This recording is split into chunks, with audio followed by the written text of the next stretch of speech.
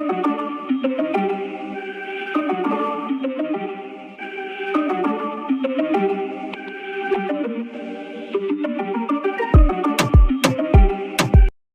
Friends, welcome to MRK mechanical.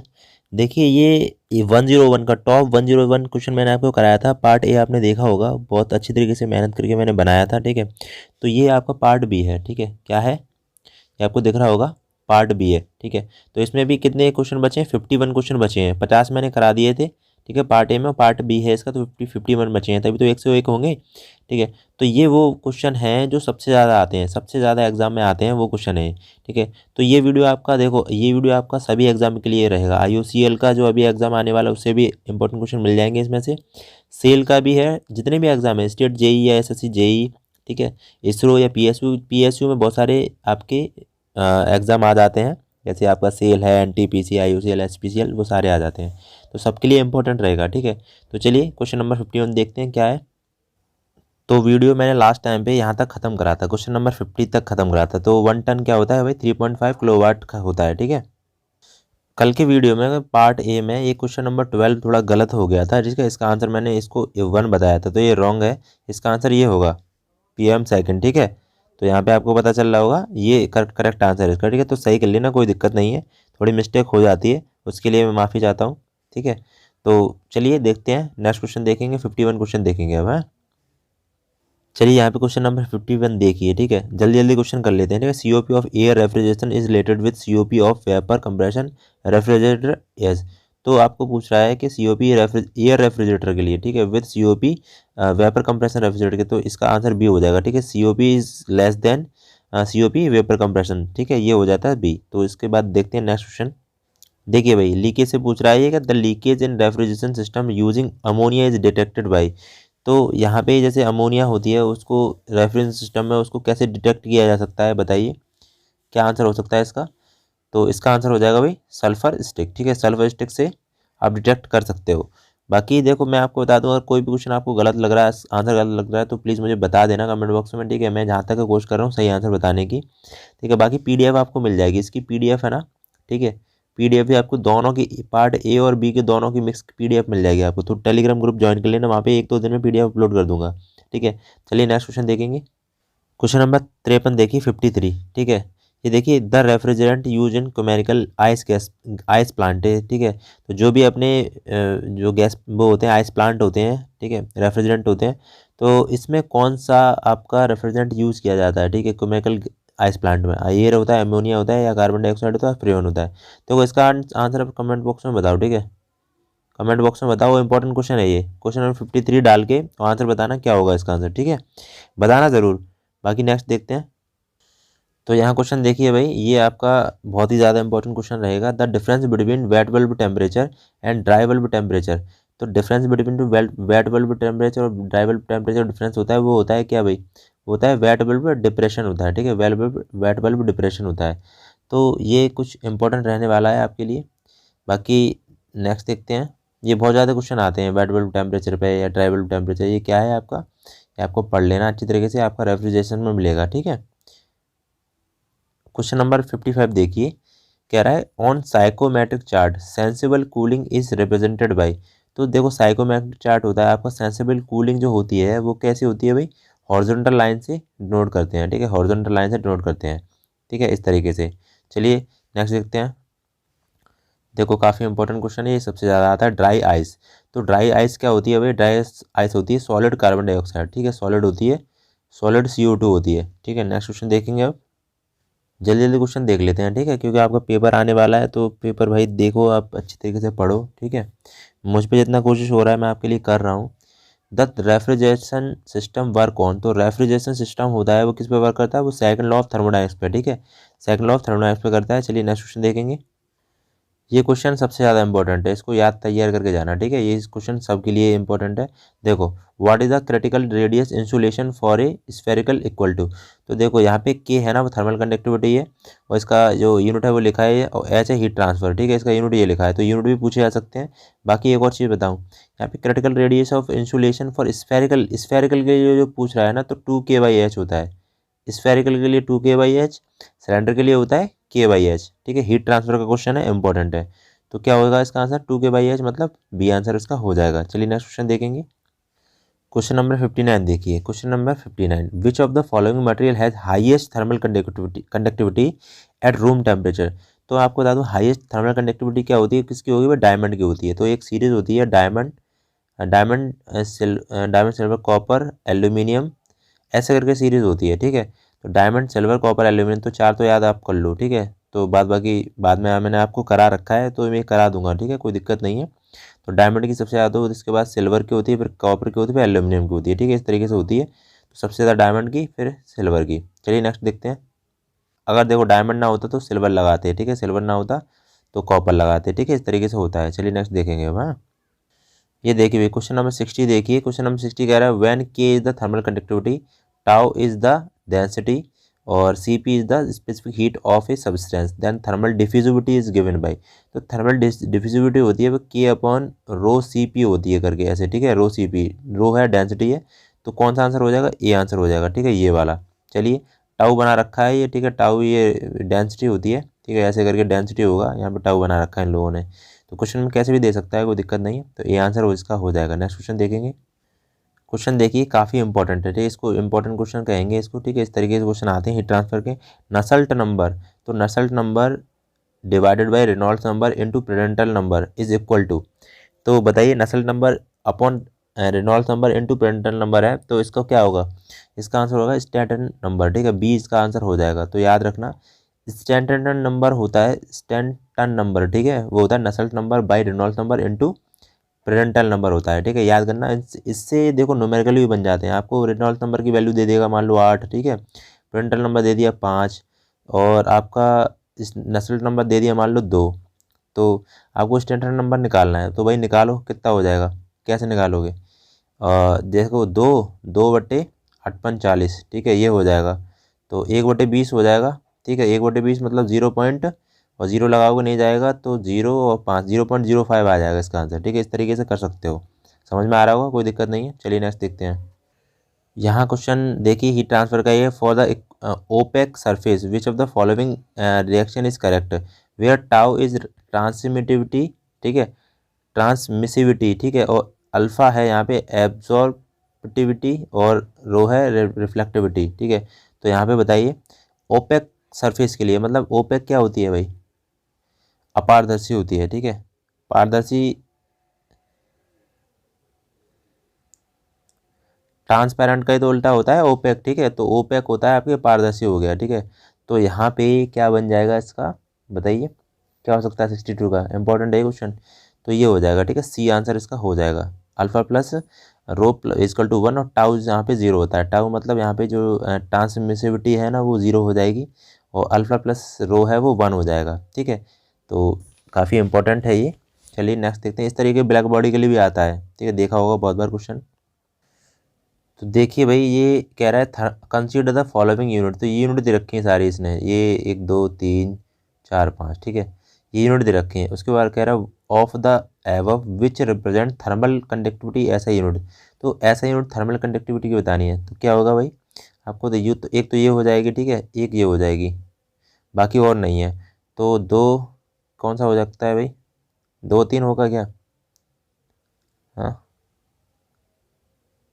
हाँ ठीक है, 2 3, तो डी आंसर इसका हो जाएगा। चलिए नेक्स्ट देखते हैं।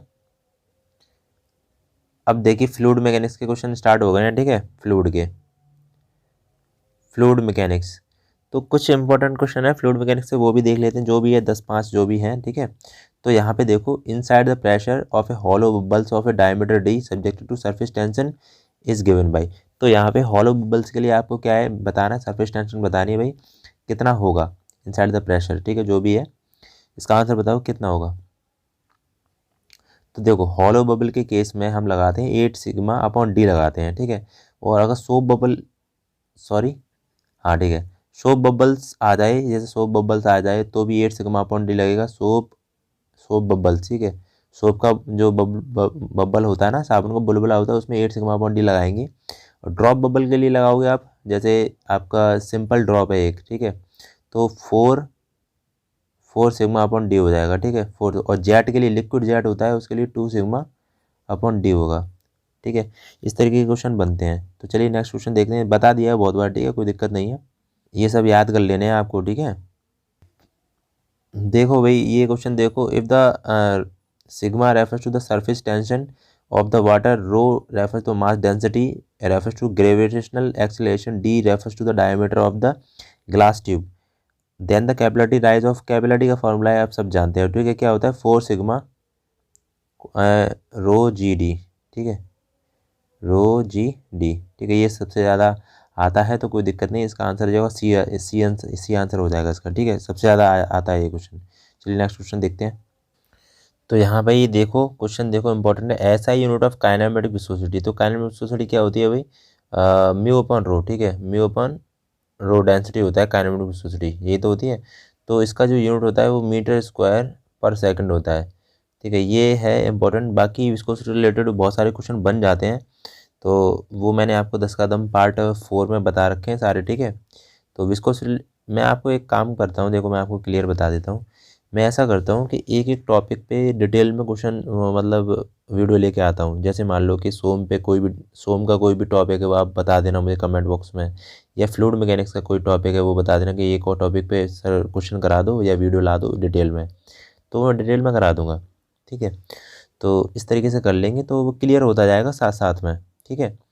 तो बाकी देखिए इसका जो आंसर होगा होगा भाई वो होगा मीटर स्क्वायर पर सेकंड। बाकी स्टॉक और होता है, ठीक है, काइनेमेटिक विस्कोसिटी का एक स्टॉक होता है STOK, ठीक है, स्टॉक होता है। चलिए नेक्स्ट देखते हैं। तो इस क्वेश्चन को देखो, ये बायोन्सी से, the centre of buoyancy is is तो सेंटर ऑफ बायोन्सी होती है क्या होती है, centre of displace volume of the fluid, ठीक है, इसका आंसर ए हो जाएगा। चलिए नेक्स्ट क्वेश्चन देखेंगे। क्वेश्चन नंबर 67 देखिए, यहाँ पे कह रहा है 67, a body floating in a fluid is said to be in neutral equilibrium its metacentre. तो देखो न्यूट्रल न्यूट्रल इक्विलिब्रियम होता है तो बॉडी क्या होती है भाई, इसका आंसर क्या हो सकता है बताइए। तो तो आपका कौन side with centre of gravity, ठीक है, सेंटर ऑफ ग्रेविटी पे ही कौन साइड करेगी वो। बाकी एक और बात बता दूं मैं, यहाँ पे अगर स्टेबल बॉडी पूछी जाए, ठीक है, स्टेबल बोला जाए तो एम क्या होगा पता है, मेटा सेंटर होगा इज एबव, ऊपर होगा सेंटर ऑफ ग्रेविटी से। और अनस्टेबल बोला जाए, अनस्टेबल, ठीक है, तो एम क्या होगा बिलो, एम नीचे होगा, ठीक है, जी से। इस तरीके से क्वेश्चन आते हैं बहुत ज़्यादा, ये सबसे ज़्यादा इंपॉर्टेंट क्वेश्चन है इंडियन ऑयल में, तो सबसे ज़्यादा पूछा जाता है यही क्वेश्चन, ठीक है। चलिए नेक्स्ट देखते हैं। तो भाई ये क्वेश्चन, इस क्वेश्चन को देखो, ये बर्नौली इक्वेशन है, ठीक है, सीधे सीधे दिख रहा है बर्नौली इक्वेशन, तो कौन सी बर्नौली इक्वेशन होगी इसमें से बताइए। तो देखो ये डी डी डी आंसर हो जाएगा। क्या होता है अभी मैं तुम्हें बता दे रहा हूँ सीधे सीधे, पी अपॉन रो जी, ठीक है, पी अपॉन, सॉरी ये नहीं होगा, ये होगा Z plus P upon rho g plus V square upon 2g equal to constant, या फिर बराबर में लिख देते हैं, ठीक है। Z datum head, pressure head, और ये वेलोसिटी हेड होता है, सब हेड होते हैं, ठीक है, और एनर्जी के फॉर्म में रखे जाते हैं सारे, ठीक है, याद रखना। चलिए नेक्स्ट देखते हैं। इस क्वेश्चन को देखो भाई, ये इंपॉर्टेंट क्वेश्चन है, coefficient of contraction is nozzle is, तो आपको सबको पता है भाई CD होता है ना, CD होता है वो CC इंटू CV होता है। क्या इसमें दे रखा है, ऐसा नहीं दे रखा है। तो CC अगर निकालोगे, CC निकालोगे तो CD बट्टे कोफिशिएंट ऑफ डिस्चार्ज बोलते हैं CD को, ठीक है, CD बट्टे CV हो जाएगा, ठीक है। तो इस तरीके से ये वाला बन जाएगा, मतलब कौन सा बनेगा, बी आंसर इसका हो जाएगा, ठीक है। बाकी जो आपको देगा ना, सिंपली आपको देगा, वैसे एक इक्वेशन मैं बता दूं, इक्वेशन बेसिकली होती है ये CD equal to CC into CV होती है। अब कुछ भी पूछ ले किस तरीके से भी रख सकता है वो, ठीक है। CD होती है coefficient of discharge, coefficient of contraction और कोफिशिएंट ऑफ वेलोसिटी। इसमें कोफिशिएंट ऑफ वेलोसिटी की वैल्यू ये 0 पॉइंट करके 96, ठीक है, इसकी ज़्यादा होती है कुल मिला के, ठीक है। चलिए नेक्स्ट देखते हैं। क्वेश्चन नंबर 70 देखिए भाई, क्या कह रहा है, head loss due sudden expansion is given by. तो हेड लॉस सडन एक्सपांशन हो रहा है भाई, ऐसे करके जा रहा है, वो एकदम से एक्सपांशन हो रहा है, ठीक है, एकदम से एक्सपांशन हो रहा है, तो क्या होगा बताइए। तो हो जाएगा ये V1 माइनस V2 का होल स्क्वायर बाई 2g। चलिए नेक्स्ट देखते हैं। देखो भाई रेनॉल्ड्स नंबर, ये सब नंबर बहुत ज़्यादा पूछे जाते हैं क्वेश्चन, तो देखो Reynolds number is the define as the ratio of energy of force to क्या होगा, तो विस्कस फोर्स हो जाएगा, ठीक है। मैंने आपको बताया था, एक ट्रिक बताई थी भाई, RV comma FG comma WS comma EP comma M E. अब देखो इनर्शिया फोर्स तो सब में ऊपर आधा ही आता है, बट्टे में क्या आता है, देखो ये पहले पहले अंक है ना, पहले पहले अंक, पहला मतलब रेनॉल्ड्स नंबर है, ये फ्राउड नंबर है, डब्ल्यू वेबर नंबर है, ई यूलर नंबर और एम मैक नंबर है। ठीक है, बाद में जो अंक दे रखे हैं जैसे आर के बाद तो Reynolds number, inertia force by ये वी होगा विस्कस फोर्स। ठीक है, एफ का मतलब फ्राउड नंबर होगा तो inertia force by gravity force, ये समझ में आ रहा है।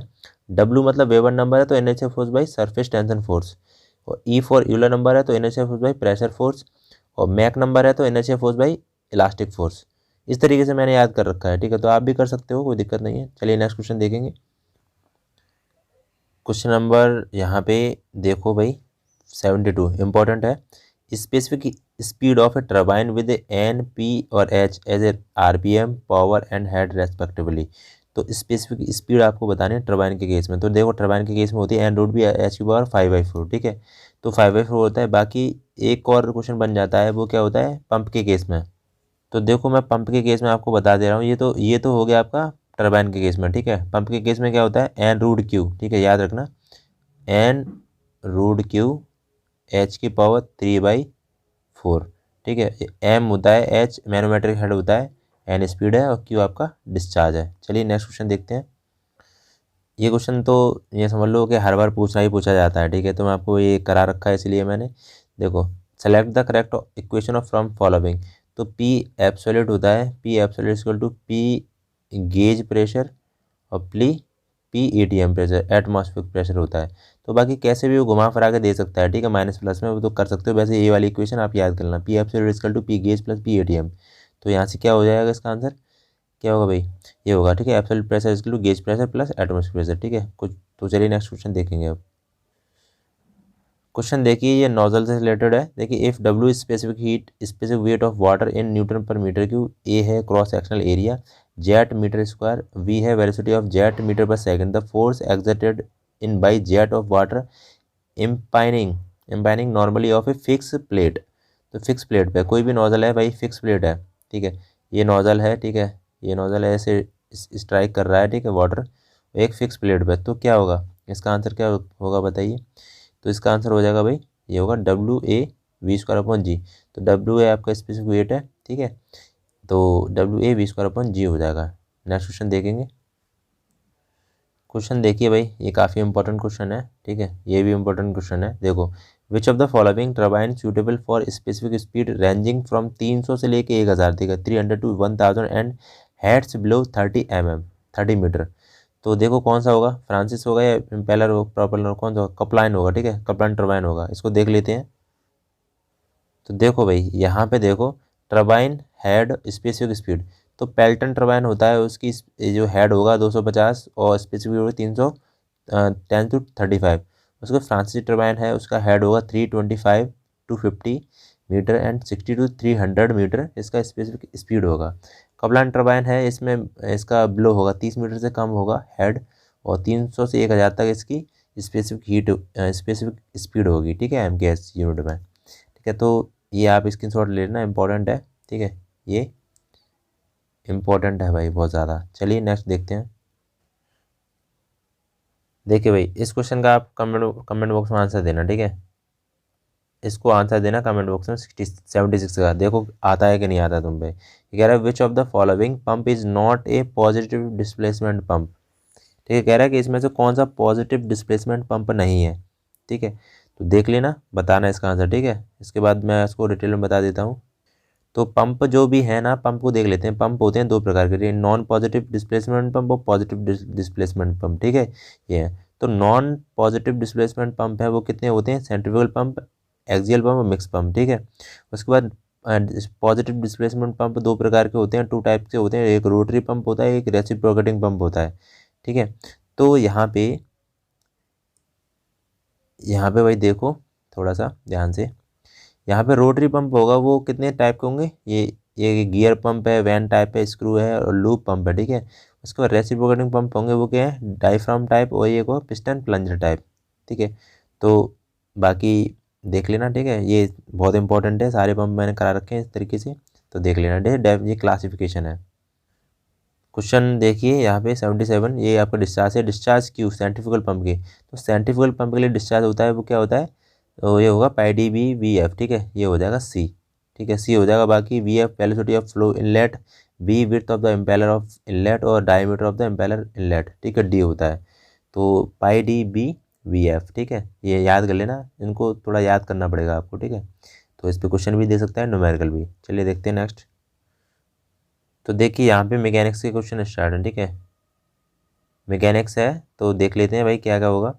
तो 78 देखिए, टू फोर्स पी और Q acting at a angle alpha, the resultant force are an angle theta with force P, then the value of theta will be.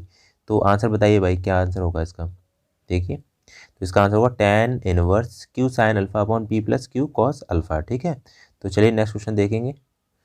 तो लामिस theorem से क्वेश्चन है, ठीक है, the three force P on Q and R acting current concurrently, ठीक है, concurrently the include angle of alpha beta and the gamma according to the Lami theorem. तो बताइए भाई, इसका आंसर कौन बताएगा। लामी थ्योरम तो जानते हो ना, बताओ। तो P upon sine alpha upon Q upon sine beta R upon sine gamma होता है, ठीक है। चलिए नेक्स्ट देखते हैं, तीन तीन फोर्स के लिए अप्लाई होता है ये, ठीक है। देखो इजी क्वेश्चन है, मैं लेकिन वो क्वेश्चन कराएं जो सबसे ज़्यादा आते हैं, ठीक है, कोई दिक्कत नहीं है, फिर हार्ड वाले क्वेश्चन भी मैं आपको कराऊंगा। The angle between two force P and Q, the resultant of this force. तो भाई क्या होगा इसका, P P square plus Q square plus two P cos alpha, ठीक है। तो बी बी इसका आंसर हो जाएगा, ठीक है, बी इसका आंसर हो जाएगा, ठीक है। नेक्स्ट देखते हैं क्वेश्चन।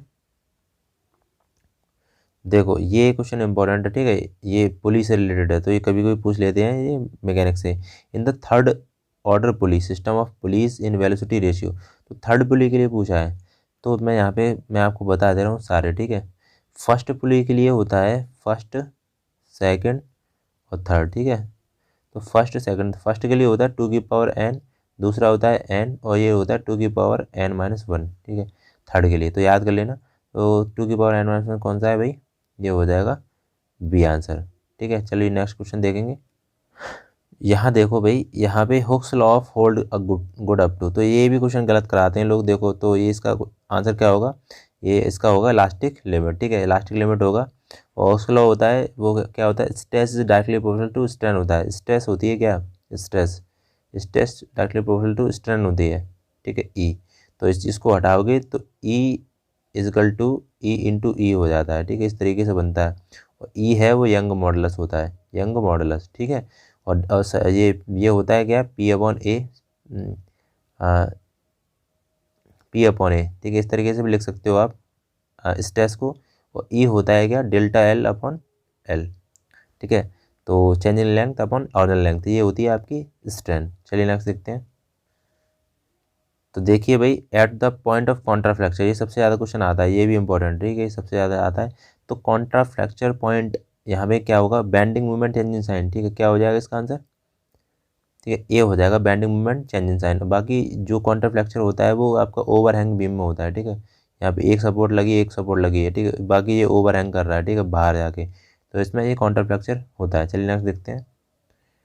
तो ये भी क्वेश्चन बता चुका हूँ, सेक्शन मॉडल। तो जेड बराबर क्या होता है, आई अपॉन बाई होता है, ठीक है, आई बराबर बाई होता है। तो कौन सा होगा, आई अपॉन बाई, ये आंसर हो जाएगा। नेक्स्ट क्वेश्चन देखते हैं। तो ये जो आता है ना, वो किससे आता है भाई बताइए। ये section modulus M upon I, sigma upon y और ई अपॉन आर।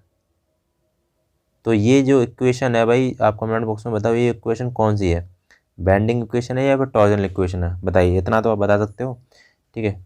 तो सिग्मा अपॉन बाई है, ठीक है, ये बताइए 84 डाल के, ठीक है, बताना कि टॉर्जन है या बेंडिंग इक्वेशन है। चलिए नेक्स्ट क्वेश्चन देखते हैं।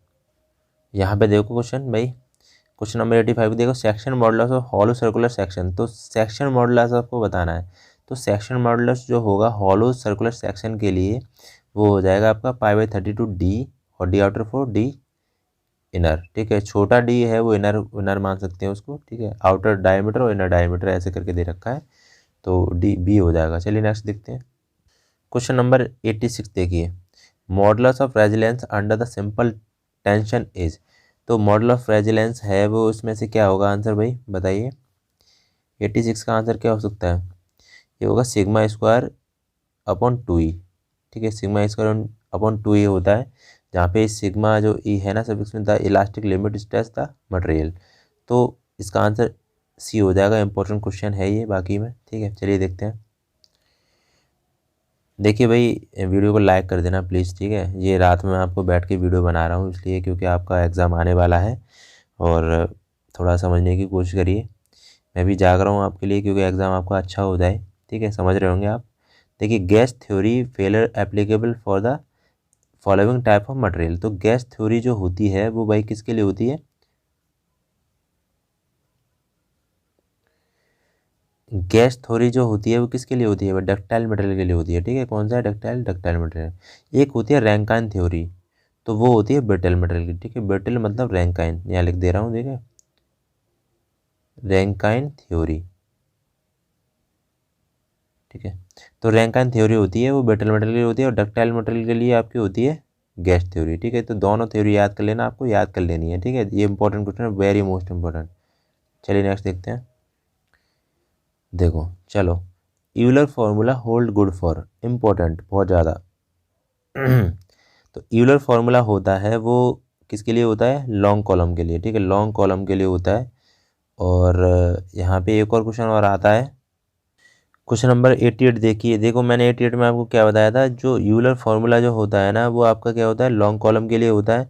लेकिन जो रैंकाइन फार्मूला हो रहा था, ठीक है, मैं आपको क्लियर बता दे रहा हूँ, थोड़ा सा रुको। बोथ एंड शॉर्ट कॉलम के लिए जो होता है वो रैंकाइन फार्मूला होता है, रैंकाइन, ठीक है। याद करना, इंपॉर्टेंट क्वेश्चन है। फिर से देख लो, यूलर फार्मूला है वो लॉन्ग कॉलम के लिए, और बोथ ये वाला है वो रैंकाइन के लिए, ठीक है, रैंकाइन के लिए। अरे रात में यार आवाज़ आती है, कुत्ते भौंक रहे हैं फालतू में, कोई मतलब है नहीं। चलो देखते हैं, कोई दिक्कत नहीं। आपको पढ़ने से मतलब है, ठीक है, पढ़ो आराम से। देखो भाई, ये क्वेश्चन देखो, इंपॉर्टेंट है। ये कह रहा है P is the pressure, D and internal diameter, and T the thickness of the walled longitudinal stress इंक्यूट। तो लॉन्गिट्यूडनल स्ट्रेस के लिए जो पूछा है, लॉन्गिट्यूडनल स्ट्रेस के लिए क्या होता है अभी? पी डी अपन 40 होता है, ठीक है, पी डी अपन 40। और आपके एक सर्क्यूमफ्रेंशियल है हुप स्ट्रेस आता है, उसका होता है पी डी अपन 2 टी। तो यहाँ लिख दे रहा हूँ हुप स्ट्रेस, ठीक है, हुप स्ट्रेस। ये हुप स्ट्रेस का है, और ये तो आपका लॉन्गिट्यूडनल स्ट्रेस का है, ठीक है, पी डी अपन 40। याद कर लेना। चलिए नेक्स्ट क्वेश्चन देखते हैं आप। तो इस क्वेश्चन का आंसर कौन बताएगा भाई? 90 का इंपॉर्टेंट क्वेश्चन है, आप सब जानते हो। बताइए, बताओ भाई, जल्दी जल्दी बताओ आंसर, रात हो गई है बहुत ज़्यादा।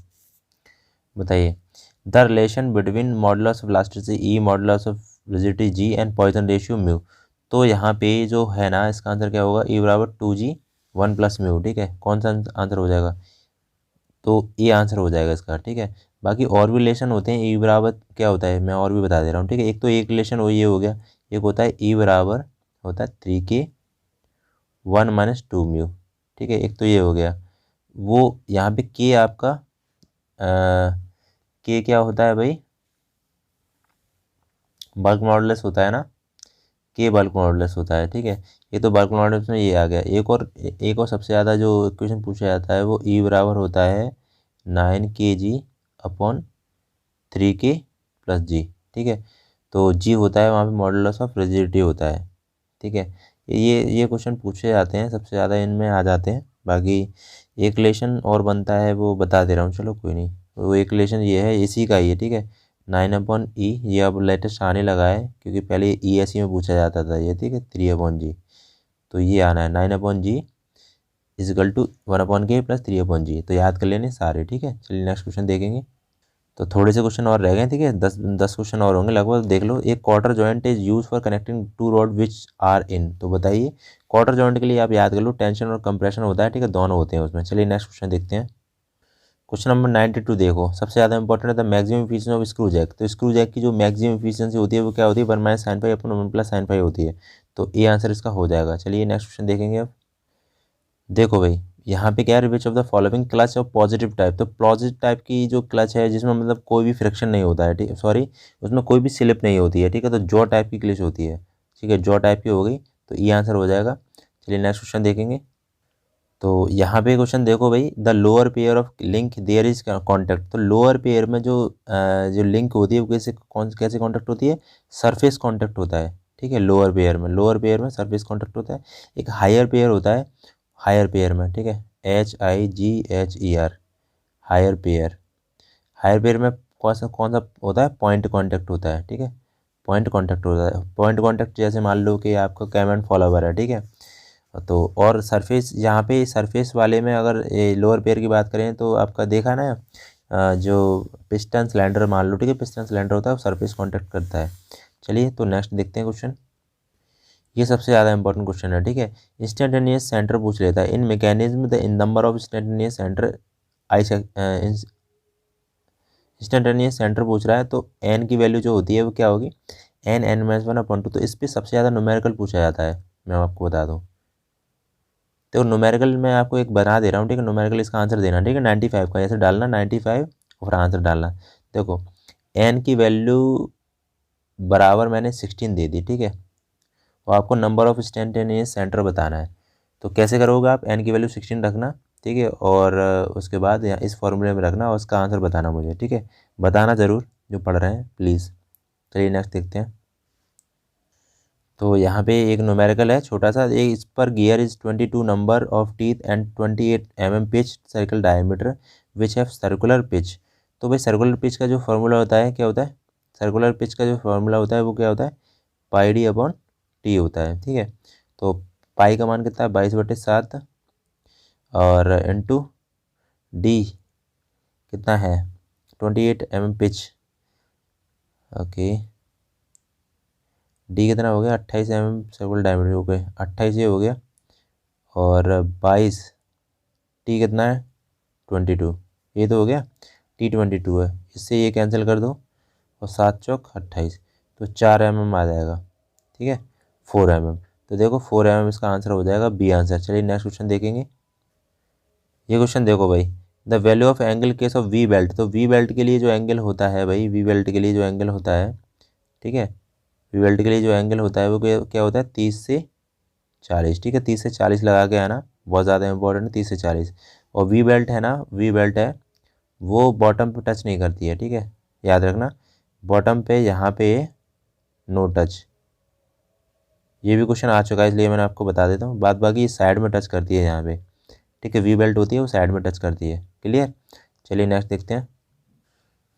देखो भाई ये क्वेश्चन इंपॉर्टेंट है, कोफिशिएंट ऑफ स्टडीनेस पूछा है, स्टडीनेस ऑफ व्हील के लिए। तो व्हील के केस में कोफिशिएंट ऑफ स्टडीनेस होता है वो आपका सेंसिटिवनेस का उल्टा ही होता है, क्या हो जाएगा यहाँ पे, n/n1-n2, ठीक है, ये हो जाएगा, सही है, यही इसका आंसर हो जाएगा बी। चलिए नेक्स्ट क्वेश्चन देखेंगे।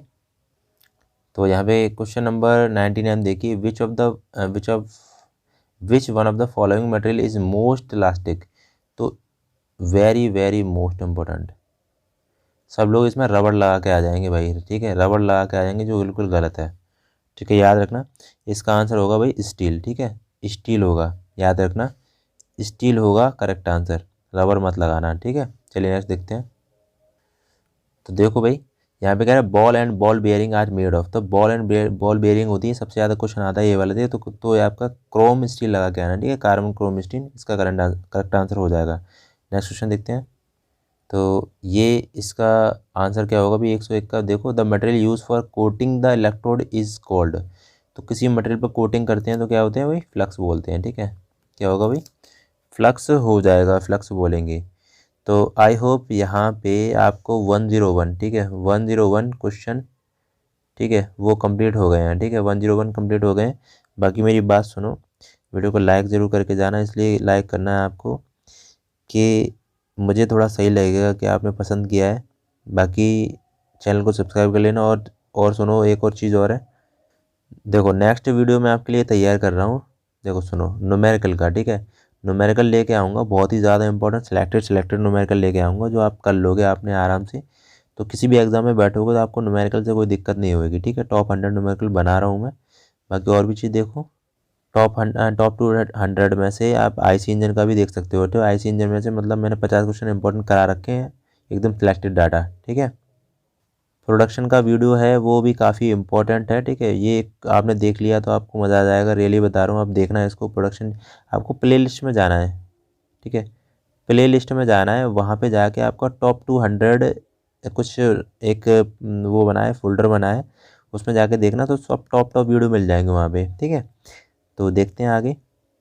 बाकी ये वाला वीडियो आप देख सकते हो, ठीक है, टॉप 150 ये भी मैंने सिलेक्टेड मोस्ट इंपॉर्टेंट क्वेश्चन बनाए थे, ठीक है, ये भी देख सकते हो।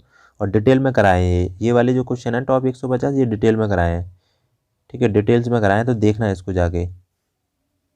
बाकी आप सभी लोगों से रिक्वेस्ट है, आप चैनल को सब्सक्राइब कर लेना, ठीक है। और इसको शेयर भी कर देना एक दो दोस्तों के साथ, ग्रुप में शेयर कर दिया करो, व्हाट्सअप ग्रुप है ना, वहाँ पे शेयर कर दो एक दो जगह, तो थोड़ा सा लोग देख लेंगे और बाकी मेरी भी हेल्प हो जाएगी, ठीक है। मेरा चैनल है वो ग्रोथ कर जाएगा आप लोगों की वजह से, तो प्लीज़ हेल्प कर देना थोड़ी सी। चलिए, तो नेक्स्ट वीडियो मिलता हूँ। जय हिंद, जय भारत।